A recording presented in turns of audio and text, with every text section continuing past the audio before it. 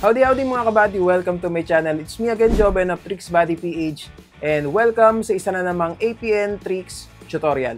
So ngayon sa video na to, may tuturo ko sa inyong APN tricks para pabilisin ang inyong internet. Pero hindi lang para pabilisin mga kabady, kundi pwede ka rin makapag-free internet dito basta tama yung settings na gagawin mo. So alam ko excited ka nang malaman kung ano ba tong APN tricks na to. So without further ado, magsimula na tayo.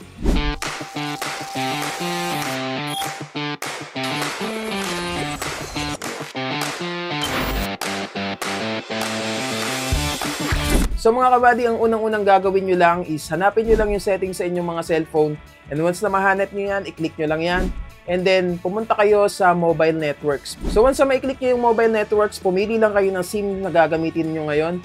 And in my case mga kabady, ang gagamitin ko is yung aking GOMO SIM. So once na makapili na kayo ng SIM, hanapin nyo naman ngayon is yung access point names. Okay, so madali lang hanapin yan mga kabady, i-scroll nyo lang, and then minsan nasa mismong bungad na agad yan mga kabady. So, pag nakita nyo yung access point name mga kabady, i-click nyo lang yan. So, ngayon dito tayo madadirect sa edit access point mga kabady. Ang unang-unang step na gagawin nyo rito is i-click nyo lang itong name.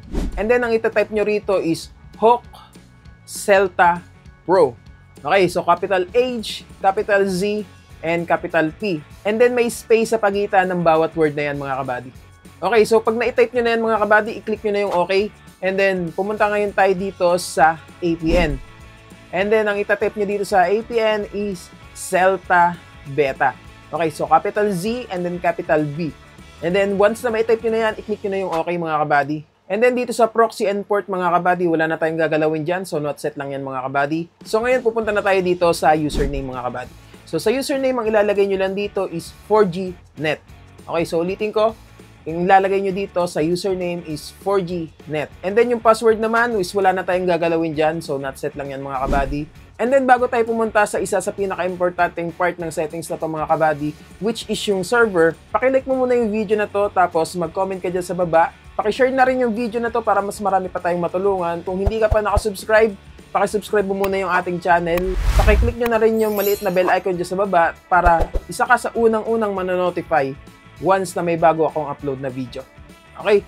Anyway, so ngayon punta na tayo dito sa ating server. Ang ilalagay nyo lang dito is 104.44.14.13. Okay, so ulitin ko mga kabady, 104.44.14.13. So once na may type nyo na yun mga kabady, i-click nyo lang yung okay.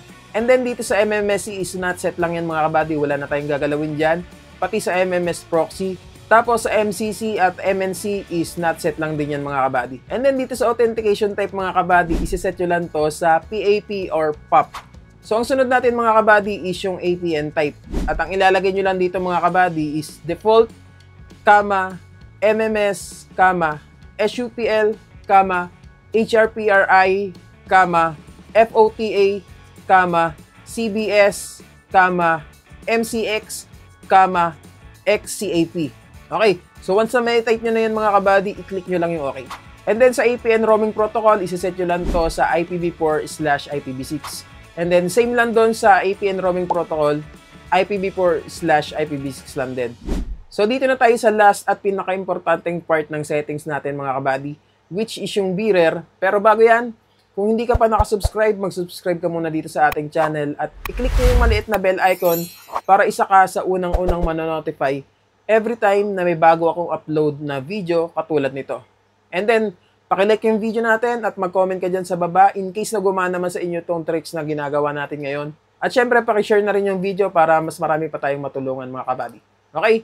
Anyway, balik na tayo dito sa ating topic, which is itong bearer mga kabady, na isa sa pinaka-importante or pinaka-importanteng part ng settings na to mga kabady. Okay, so makinig kayong mabuti dahil sobrang important nito para gumana sa inyo itong tricks na to mga kabady. Okay, so nandito na tayo sa bearer natin mga kabady at ang gagawin nyo lang dito is i-uncheck nyo yung unspecified, and then mula dito sa LTE hanggang dito sa 1XRTT is i-check nyo yan mga kabady. Okay, so ulitin ko, i-uncheck nyo yung unspecified, and then mula dito sa LTE hanggang dito sa 1XRTT is i-check nyo yan mga kabady. So kapag na-check nyo na yung dapat yung i-check mga kabady, i-click nyo na yung okay. Tapos pwede na natin yung i-save. i-click nyo lang yung more sa ibaba, tapos i-click nyo yung save. So, ganun lang kasimple mga kabady. So, ngayon pwede nyo na i-try itong APN settings natin mga kabady. And hindi ko man maitatry ngayon to, hindi natin matetesting dahil may load yung SIM na ginamit ko ngayon, which is yung Goma SIM. So, yun lang mga kabady, pwede nyo na subukan tong APN tricks na ginawa natin ngayon.